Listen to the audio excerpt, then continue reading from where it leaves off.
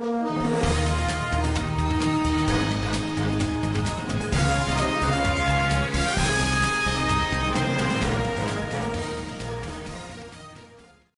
महिलांना मोदी साहेबांनी एवढा मान सन्मान दिलाय, मग इथं काय एवढा अपमान होतो?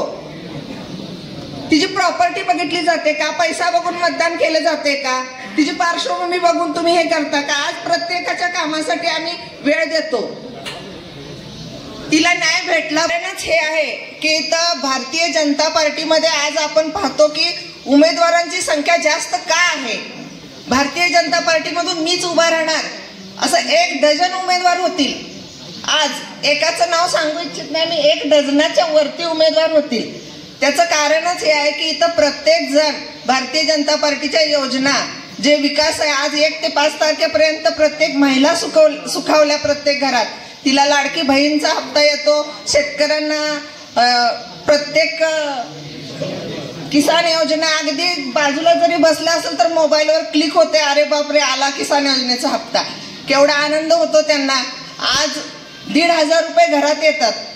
प्रत्येक योजना अगदी वॉरियर्स बूथ प्रमुख योजना आपण सर्व वॉरियर्सना घेऊन आम्ही बावनकुळे साहेबांच्या समोर मोठा मेळावा भाऊ आपण घेतलेला, पाटील साहेब सगळे आम्ही बरोबर जाऊन अगदी नववर्ष पूर्तीसाठी जे प्रोग्राम होते, शक्तिवंदनचं मी पुण्याला जाऊन आम्ही हे केलं. नववर्ष पूर्तीसाठी जे काय प्रोग्राम राबवले गेले, जास्तीत जास्त मोठ्या प्रमाणात जत तालुक्यातून राबवले गेले. हे प्रदेश कार्यालयात सुद्धा खास करून जत तालुक्याचं कौतुक झालेलं आहे.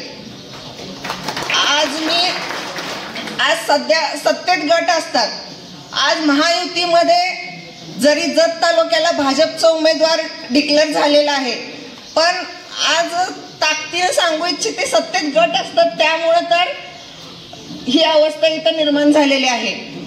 आज प्रत्येकाला वाटतं मी उमेदवारी घ्यावं, प्रत्येकाचे कार्यकर्ते आज ताकदीनं कामाला लागलेत, पण कार्यकर्ता सध्या बिथरलेला आहे भाजपचा. कुणाच्या बाजूला जाऊन उभा राहायचं?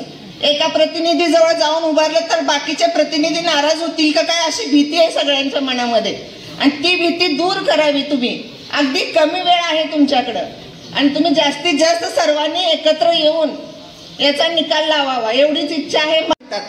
माझ्या सासऱ्यांकडे दानत्व आहे. आज ज्या तलावातलं पाणी जत शहर पितं, पूर्ण बिरणा टँक मधून पूर्व भागात टँकर जातात. तो जो तलाव झालेला आहे तो माझ्या सासऱ्यांनी 70 एकर शेत त्या तलावासाठी दिले. हे कुणाला माहिती नसेल, पण मला मनमाने म्हणत नाही, ही पानक्याची सून आली म्हणतात. त्याचं कारण हे आहे, मला त्याचा अभिमान वाटतो. मी जरी कुठल्या संविधानिक पदावर अजून सक्षमपणे काम करत नसले तरीही मी 7-8 वर्ष झाले एका रोडचं निवेदन तालुक्यातल्या सर्व पदाधिकारी विद्यमान आमदारांना सुद्धा देऊन त्याचा पाठपुरावा केलाय, पण मला त्याला न्याय भेटलेला नाही. तरी मी शेवट लास्ट म्हणून 4 मे रोजी लोकसभेच्या प्रचारासाठी गडकरी साहेब आले होते जतला. त्यांना मी भेटून निवेदन दिलं. डॉक्टर साहेब आपण सगळ्यांनी बघितलं. त्यांना सुद्धा शेवट